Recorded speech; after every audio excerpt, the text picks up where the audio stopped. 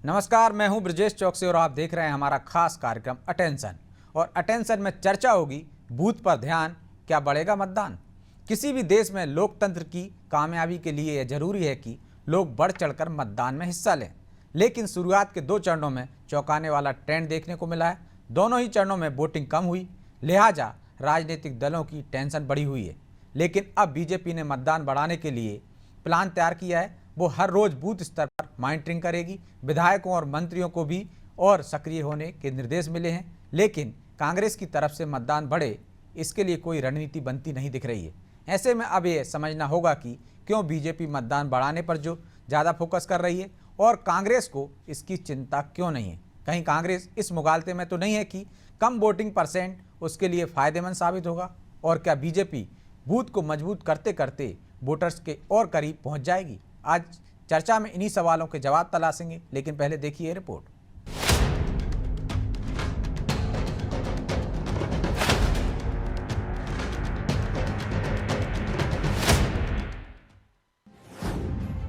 दो चरण में कम मतदान, बीजेपी ने बनाया प्लान।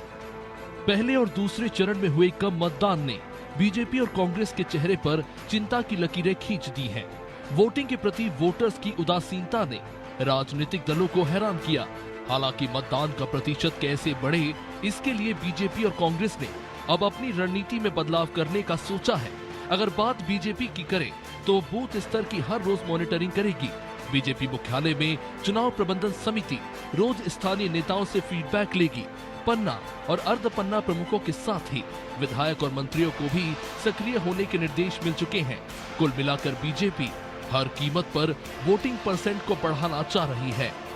देखिए, भारतीय जनता पार्टी तो लोकतंत्र में विश्वास करती है और चुनाव जो होते हैं उन चुनावों को अश्वमेध यज्ञ महाकुंभ की भांति मानती है और उत्सव मनाती है। तो इस प्रकार के कार्य हम सदैव करते हैं ताकि ज़्यादा से ज़्यादा मतदान बढ़े।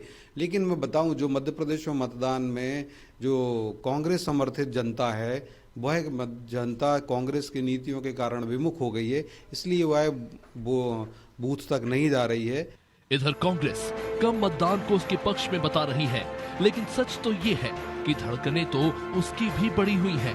हालांकि कांग्रेस की तरफ से कोई ऐसी ठोस रणनीति बनती नहीं दिख रही जिससे ये कहा जा सके कि वो मतदान प्रतिशत बढ़ाने के लिए जोर लगा रही है। गौर करें तो 2 चरण के चुनाव में कांग्रेस का कोई बड़ा लीडर प्रदेश में नहीं आया जिससे कार्यकर्ताओं में जोश भरा जा सके। लेकिन कांग्रेस अपने कार्यकर्ताओं को एक्टिव करने की बात जरूर कह रही है। अब चिंता होना स्वाभाविक है, लेकिन 2 चरणों में भारतीय जनता पार्टी वोट नहीं बढ़ा पाई। मैं आशा करता हूं, जनता से अपील करता हूं कि ज़्यादा से ज़्यादा मतदान करें ताकि वो अपनी पसंद की सरकार चुन सके, ताकि वो अपने रोजगार को निर्धारित कर सके, ताकि वो महंगाई पर अंकुश लगा सके।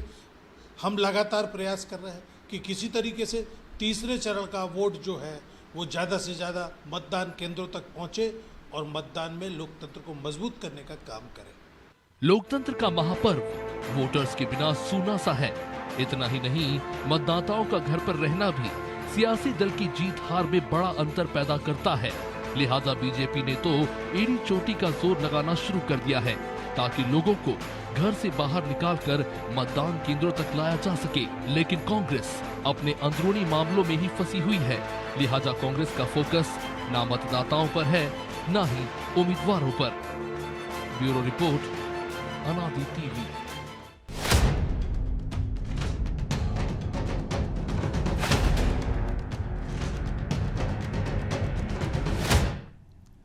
तो इस मुद्दे पर चर्चा करने के लिए हमारे साथ जुड़ गए हैं 2 वरिष्ठ पत्रकार चेतन भट्ट और हमारे सहयोगी प्रभु पटेरिया। भट्ट साहब, बहुत बहुत स्वागत है आपका नादी टीवी पर। और शुरुआत आपसे ही करते हैं। एक पार्टी बड़ी चिंतित दिख रही है, बीजेपी। वोट प्रतिशत कम हुआ है तो उसने अपने मंत्रियों को तक यहाँ तक कह दिया कि यदि उनके क्षेत्र में कम मतदान हुआ तो मंत्री पद जा सकता है। अब पन्ना प्रमुख बाकायदा रोजाना मॉनिटरिंग कर रही। आखिर क्या वजह है? क्या बीजेपी को डर सताता है कम वोटिंग होगी तो नुकसान उसी को होगा? देखिए मनोज जी, भारतीय जनता पार्टी ने इस बार 10% वोट बढ़ाने का एक संकल्प लिया था कि हम पिछली बार से इस बार 10% वोट और बढ़ाएंगे। हर बूथ पे 370 वोटों की बढ़ोतरी का भी एक संकल्प था जो भारतीय जनता पार्टी ने लिया था। लेकिन जिस तरह से वोटिंग कम हुई है उसको देख के भारतीय जनता पार्टी में चिंता होना स्वाभाविक है। वैसे तो ये कहा जाता है कि अगर ज्यादा वोटिंग होती है तो वो एंटी इनकम्बेंसी के कारण होती है और उससे जो सत्ता पक्ष है उसको नुकसान होता है, और कम वोटिंग से जिसको विरोधियों को फायदा होता है। लेकिन ऐसा कोई डाटा उपलब्ध नहीं कि किस कम वोटिंग से किसको फायदा है या ज्यादा वोटिंग से किसको फायदा है।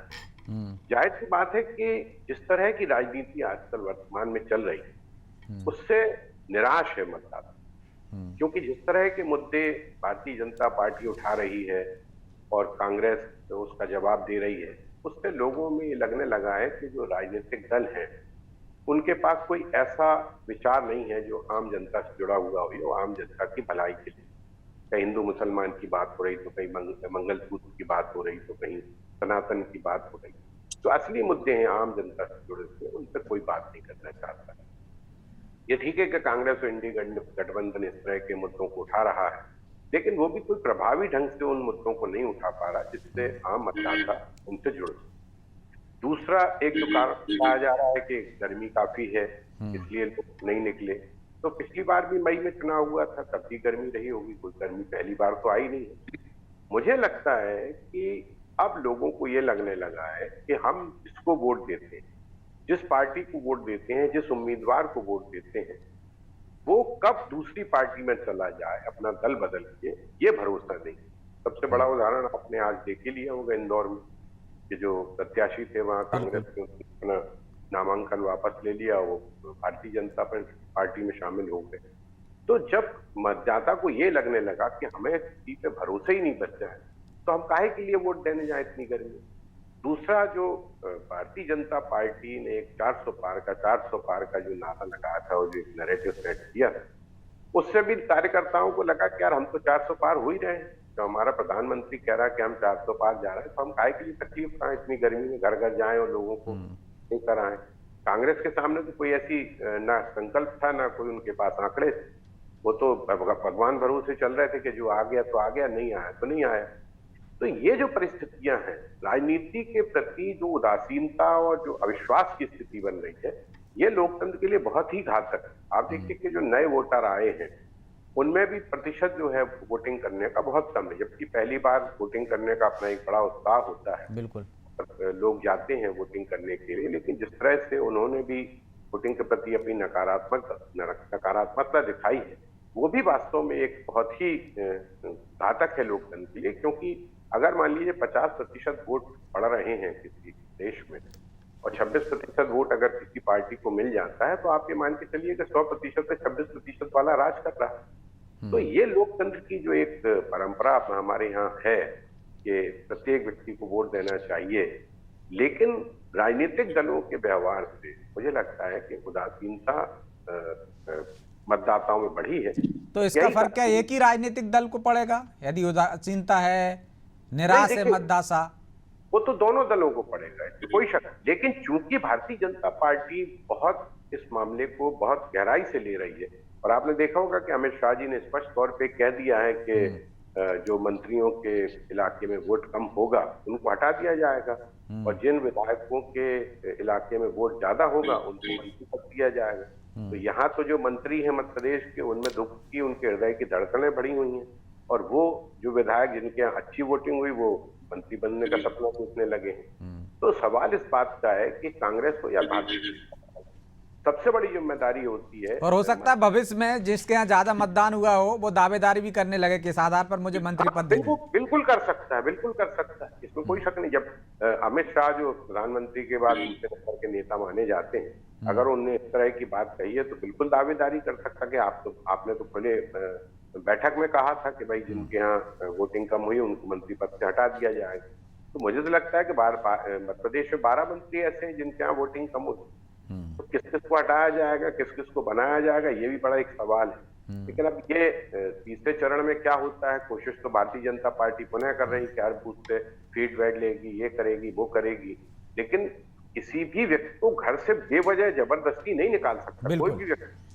वो तो वोटर के ऊपर है, वो साफ मना करते कि साहब हमें नहीं जाना क्योंकि हमें आपकी रीति नीति पसंद नहीं। तो आप बूथ वालों को भी चाहे आप कोशिश करने की कोशिश के लिए निर्देश दें या मंत्रियों से बोले या विधायकों से बोले, लेकिन किसी को आप जबरदस्ती वोट डालने के लिए प्रेरित नहीं कर सकते। लेकिन ये मतदाता को सोचना होगा कि हम अगर प्रजातंत्र को बेहतर बनाना चाहते हैं तो हमें वोट डालने जाना चाहिए। तो एक अविश्वास है, उदासीनता है प्रभु जी, इस वजह से चलिए मतदाता नहीं निकल रहा है। एक पार्टी चिंतित है, दूसरी पार्टी इसकी चिंता ही नहीं कर रही। क्या वो इस मुगालते में है कि उसका तो एक फिक्स वोटर है जो उसको मतदान करेगा ही, जो नहीं निकल रहा है तो उससे उसको ही फायदा होने वाला है? क्या वजह है कि कांग्रेस इसमें भी अपना लाभ देख रही है? वो कहती जरूर है कि ज़्यादा से ज़्यादा मतदान हो, लेकिन मतदान ज़्यादा हो इसके लिए प्रयास करती नहीं दिखती। देखिए ब्रजेश जी, कांग्रेस ने कभी ऐसा कोई बहुत ज्यादा प्रयास किया नहीं। कभी कांग्रेस छत्रवाद पे आमतौर पर चुनाव लड़ती है और जनता के भरोसे पे चुनाव लड़ने वाली पार्टी है।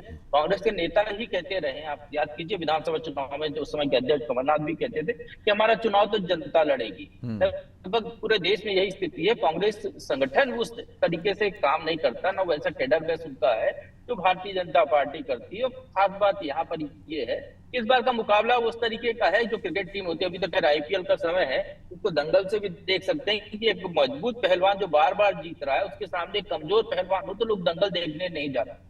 बिल्कुल उसी तरीके का ये चुनाव हो रहा है कि भारतीय जनता पार्टी ने 400 पार का नैरेटिव सेट कर रखा है एनडीए के लिए, 370 पार के अपने लिए, और लगातार 2 चुनाव से वो जो कह रहे हैं वो करके दिखा रहे हैं। 2014 में उन्होंने कहा आपकी बार 272 पार तो 272 पार हो गए, उन्होंने फिर कहा तो आपकी बार 300 पार तो 300 पार हो गए। तो उनको ये लग रहा है कि वो जो कह रहे हैं वो उससे अचीव तो कर ही लेंगे। तो इसलिए जो है आमतौर पर मतदाता की उदासीनता का एक बड़ा कारण ये है कि सामने कोई मुकाबला खड़ा नहीं है। बड़ी बात यह है, मैं अभी चुनाव क्षेत्रों में ही घूम रहा हूँ, तो मैं टीकमगढ़ में जहाँ वोटिंग हो चुकी वहां पे लोगों का ये कहना है कि जीतेंगे तो वीरेन खटीक ही, क्योंकि उनके सामने कोई मजबूत प्रत्याशी नहीं दिया, जो प्रत्याशी बहुत कमजोर है। बोले वीरेन खटीक हमको पसंद नहीं है, सागर के नेता हैं, कोई काम नहीं करते हैं, लेकिन मजबूरी है, उनके सामने कोई विकल्प ही नहीं है कि जिस विकल्प के लिए वो वोट कर सके। वही स्थिति ज्यादातर जगहों पर है। कांग्रेस के ने उस तरीके का विकल्प ही तैयार नहीं किया। वो चुनाव के समय घोषित हो जाते हैं तब वो उम्मीदवार उतारती है। इतने बड़े लोकसभा क्षेत्र में उस प्रत्याशी का हर जगह पहुंच पाना संभव नहीं है। उनका केडर बेस नहीं होता, उनके नेता अलग अलग गुटों के होते हैं जो उनके लिए काम नहीं करते। तो कांग्रेस की ये अपनी दिक्कत है। जहां तक भारतीय जनता पार्टी की बात है, तो भारतीय जनता पार्टी हर बार एक नया टारगेट सेट करती है। वो अपना टारगेट 19 बार सेट किया, 10% वोट ज्यादा बढ़ाने हैं। हर बूथ पर 370 वोट उनको बढ़ाने हैं। उन्हें 370 इसलिए कहा क्योंकि धारा 370 का चुनावी लाभ वो लेना चाह रहे थे, इसलिए वो 370 सीटों की भी बात कर रहे थे। लेकिन यहाँ पर हो क्या रहा है कि जब सामने मुकाबला ही नहीं है तो फिर लोग मतदान करने के लिए, उनको ये लग रहा है कि वो जीतना तो बीजेपी को ही है। बीजेपी के कार्यकर्ताओं को ये लग रहा है कि जीतना तो हमारी ही पार्टी को, इसलिए वो भी मेहनत नहीं कर रहे हैं कि लोग निकले या ना निकले, जीतना तो हमको ही है। ये स्थिति यहाँ पर हो गई। आप विधानसभा चुनाव से देखिए, मध्य प्रदेश का ही उदाहरण देते हैं अपन, कि विधानसभा चुनाव में 10% करीब उनकी पोलिंग बढ़ गई है। उन्हें 10% बढ़ाने का लक्ष्य लिया था, मुकाबला कड़ा था। कोई नहीं कह रहा था कि बीजेपी की सरकार बन रही है या कांग्रेस बहुत पीछे है। मुकाबला बड़ा नेक टू नेक था विधानसभा चुनाव में। तो बीजेपी कार्यकर्ताओं ने जम के मेहनत की, उनके बूथ मैनेजमेंट ने सक्रिय भूमिका निभाई और नतीजा उनके सामने है कि पोलिंग परसेंट भी बढ़ा लिया उनने और सीटें भी जीत ली उनने ज्यादा। वो स्थिति यहाँ पर नहीं है। तो ये बिल्कुल यहाँ पे जो है, इसीलिए अमित शाह को ये वो चुगुपर छोड़ना पड़ा कि भले वो मंत्रियों के वोट कम होगी तो उसको हटाना पड़ेगा, जिस विधायक की ज्यादा पोलिंग होगी हम उसको मंत्रिमंडल ले लेंगे। अभी 3 महीने हुए तो मध्य प्रदेश में सरकार बने हुए हैं, 4 महीने। क्या ये पैमाना है मंत्री को हटाने का पैमाना? यदि पार्टी का काम है तो मुझे नहीं लगता कि देश में कहीं कोई सरकारें अच्छा काम कर पाएंगी। मंत्री को हटाने का पैमाना उसके विभाग के कामकाज से होना चाहिए, उसके खिलाफ कोई भ्रष्टाचार के आरोप लगे हैं, उससे काम से संतुष्ट ना हो, वो कोई ऐसा ब्लंडर करे। वैसे भी होता है कि इस तरह की लाइनें चमकाने के लिए बोली जाती है। बिल्कुल ये चमकाने, और ये भाव को जो मंत्री है वो भी समझ रहे हैं। इसलिए आप देखिए कि उनके बोलने के बाद ही मंत्रियों के क्षेत्रों में सक्रियता नहीं हुई दूसरे चरण में।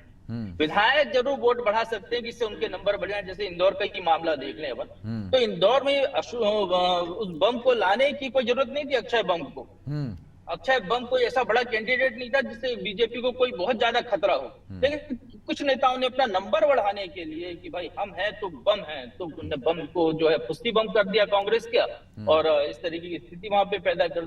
तो ये अलग अलग जगह का नैरेटिव है। लेकिन ओवरऑल जो सिनेरियो समझ में आ रहा है, तो बीजेपी ने जो इतना बड़ा सपना दिखाया है 400 पार वाला, तो मतदाताओं की उदासीनता और कार्यकर्ताओं के घर बैठने का एक बड़ा कारण ये है। और छोटे छोटे यदि कारण इसमें गिनाए जाए तो जिस तरीके से आवक हो रही है दूसरे दल के नेताओं की, जिस तरीके से उनको तवज्जो मिल रही है, उससे भी कार्यकर्ता नाराज है। काम तो हम करते हैं पूरे समय और चुनाव के समय ये आ जाते हैं, टिकट इनको मिलेगा, लाल बत्ती के जो पद हैं वो इनको मिलेंगे, तो निश्चित तौर पर ये यहाँ पर दिक्कत है। तो भट्टे साहब, सपना टूट भी सकता है क्योंकि कार्यकर्ता आपका भी मायूस है, आपने लक्ष्य 400 के पार रख दिया है और वो मानता है कि आप ये हासिल कर लोगे। एक तरह से उसमें भी इस वजह से उदासीनता आई होगी। लेकिन क्या आपको लगता है कि कांग्रेस इस बात में भी संतुष्ट है कि भाई उसका एक फिक्स वोटर है, चाहे हम विधानसभा देख लें चाहे उसके पहले के लोकसभा चुनाव देख लें, उसको फिक्स वोट मिलता ही है। यदि ऐसा होता है कि बीजेपी का मतदाता निराश उदासीन हो जाए और कांग्रेस को अपना फिक्स वोट मिल जाए तो सपना तो टूट सकता है। शायद यही सपना कांग्रेस देख रही है। ये देखिए, कांग्रेस का तो जहां तक बात है तो उसने तो मुझे लगता है कि टोटल हथियार डाल चुकी है वो, क्योंकि जिस तरह से लोग छोड़ के जा रहे हैं उसकी पार्टी को और ऊपर की तरफ से कोई किसी प्रकार का ना तो मनाने की कोशिश हो रही ना बात करने की कोशिश हो रही, तो उन्हें कहा जिसको जाना है चला जाए, हमारी जो स्थिति है भाई हम यथास्थिति वाले। प्रभु जी ने अभी दो बातें बहुत महत्वपूर्ण, लेकिन जब वो कह रहे हैं कि हथियार डाल चुकी आप ही कह रहे हैं, तो अक्षय कांति बम को क्यों लाने की जरूरत है? इंदौर सीट आप लगातार जीत रहे थे, तो कहीं ना कहीं मतलब बीजेपी डरी हुई नजर आ रही है क्या इस पूरे घटनाक्रम से? बीजेपी तो कांग्रेस मुक्त करना चाहती है ना, ये इनके कोई भी हो, कांग्रेस का कोई भी नेता हो, सड़ा सा भी नेता हो, अगर हमारे यहाँ आ रहा तो हमारे लिए स्वागत है। वो तो उन्होंने बोल ही दिया है। आपकी जो वित्त मंत्री निर्मला सीतारमण ने उन्होंने तो इंटरव्यू में कहा कि यहाँ तो हर व्यक्ति का वेलकम है, चाहे वो भ्रष्टाचारी हो चाहे कोई। भारतीय जनता पार्टी तो सिर्फ एक बात लेके चल रही कि हमको कांग्रेस मुक्त करना है। ये दो जो बातें अभी बताई प्रभु, एक तो उदासीनता इसलिए है कि दो पहलवान ऐसे लड़ रहे हैं कि एक बहुत शक्तिशाली है, दूसरा बहुत कमजोर। तो जब ऐसी स्थिति हो कि मालूम है कि पहले ही दांव में जो कमजोर पहलवान है वो पटकनी खा जाए, तो ऐसे दंगल देखने से क्या फायदा। दूसरा जो सबसे बड़ा कारण मुझे लगता है कि वो जो एक दूसरी बात उन्होंने कही कि विधायक जो भारतीय जनता पार्टी के कार्यकर्ता वो अंदर ही अंदर बहुत टूटे हुए और बहुत निराश, और इसमें कोई संदेह की बात नहीं। जिस तरह से भारतीय जनता पार्टी में कांग्रेस के लोग आ रहे हैं और उनको तवज्जो दी जा रही है, उनको पद दिया जा रहा है, उनको टिकटें दी जा रही हैं, उनका स्वागत किया जा रहा है, तो उससे वो जो कार्यकर्ता है जो वर्षों से काम कर रहा है पार्टी के लिए बिना किसी स्वार्थ, अपना तन मन धन सब लगाए पड़ा है, उसको कहीं ना कहीं निराशा होती है कि हम जो इतने लंबे समय से काम कर रहे हैं पार्टी के, हमारे सिर पे ये आयातित नेता पहुंचा दिए जाते हैं। जबलपुर के एक बड़े नेता से जब मेरी बात हुई तो मैंने यही कहा कि मैंने कहा आपको क्या दरी फट्टा उठाने के लिए?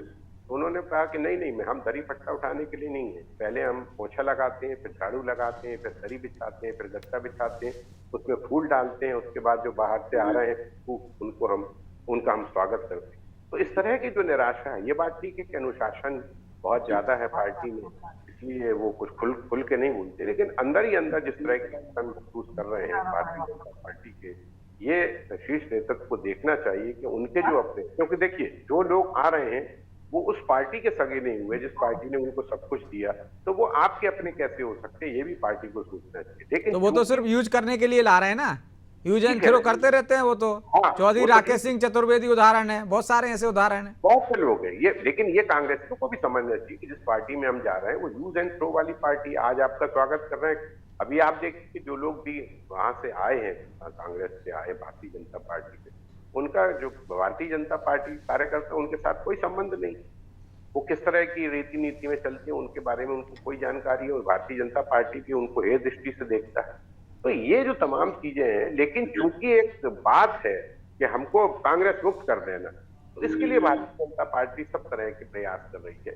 लेकिन ये कुल मिला के ये कहा जाए कि अगर वोटिंग परसेंटेज कम हो रहा है तो ये बहुत ही खतरनाक है। भविष्य में भी अगर इस तरह के अगले चरणों में भी अगर वोटिंग परसेंटेज इस तरह गिरा, अगर मान लीजिए 60% वोट 70% होता था, अगर वो 45 पे आ गया तो आप मान के चलिए कितने लोगों ने वोट नहीं दिया, और अगर वोट नहीं दिया तो आप समझ लीजिए कि सरकार किस तरह से बनेगी और किस तरह से वो राज करेगी। तो सरकार तो हमने देखा 45% पे भी बन जाती है, 42% पे भी बन जाती है, 75% पे भी बन जाती है, बिल्कुल सही बात कर रहे हैं।